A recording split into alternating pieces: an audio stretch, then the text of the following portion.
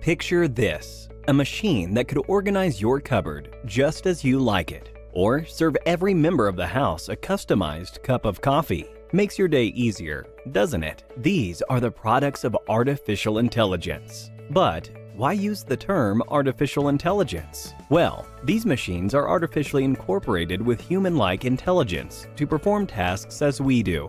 This intelligence is built using complex algorithms and mathematical functions. But AI may not be as obvious as in the previous examples. In fact, AI is used in smartphones, cars, social media feeds, video games, banking, surveillance, and many other aspects of our daily life. The real question is, what does an AI do at its core? Here is a robot we built in our lab, which is now dropped onto a field. In spite of a variation in lighting, landscape, and dimensions of the field, the AI robot must perform as expected. This ability to react appropriately to a new situation is called generalized learning. The robot is now at a crossroad, one that is paved and the other rocky. The robot must determine which path to take based on the circumstances. This portrays the robot's reasoning ability. After a short stroll, the robot now encounters a stream that it cannot swim across. Using the plank provided as an input, the robot is able to cross this stream. So, our robot uses the given input and finds the solution for a problem. This is problem solving. These three capabilities make the robot artificially intelligent. In short, AI provides machines with the capability to adapt, reason, and provide solutions. Well, now that we know what AI is, let's have a look at the two broad categories an AI is classified into. Weak AI, also called narrow AI, focuses solely on one task. For example, AlphaGo is a maestro of the game Go, but you can't expect it to be even remotely good at chess. This makes AlphaGo a weak AI. You might say Alexa is definitely not a weak AI, since it can perform multiple tasks. Well, that's not really true. When you ask Alexa to play Despacito, it picks up the keywords play and Despacito and runs a program it is trained to. Alexa cannot respond to a question it isn't trained to answer.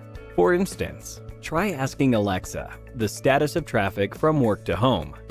Alexa cannot provide you this information, as she is not trained to. And that brings us to our second category of AI, strong AI. Now, this is much like the robots that only exist in fiction as of now. Ultron from Avengers is an ideal example of a strong AI. That's because it's self-aware and eventually even develops emotions.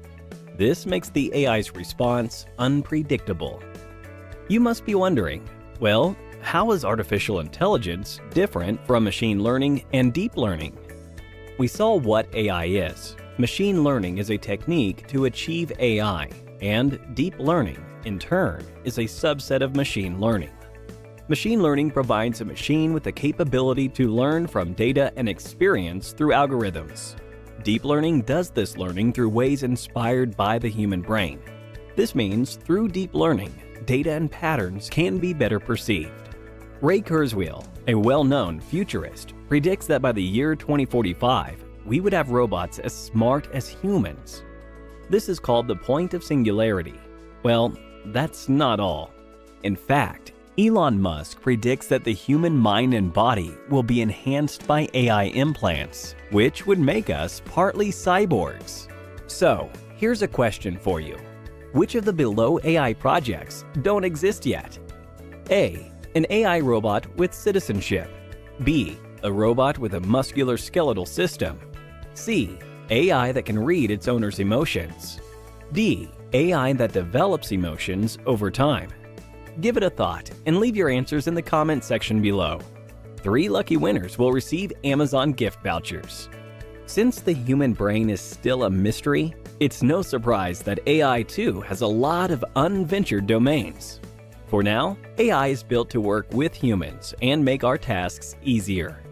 However, with the maturation of technology, we can only wait and watch what the future of AI holds for us.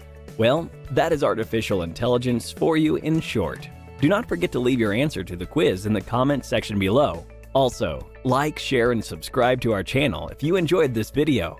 Stay tuned and keep learning.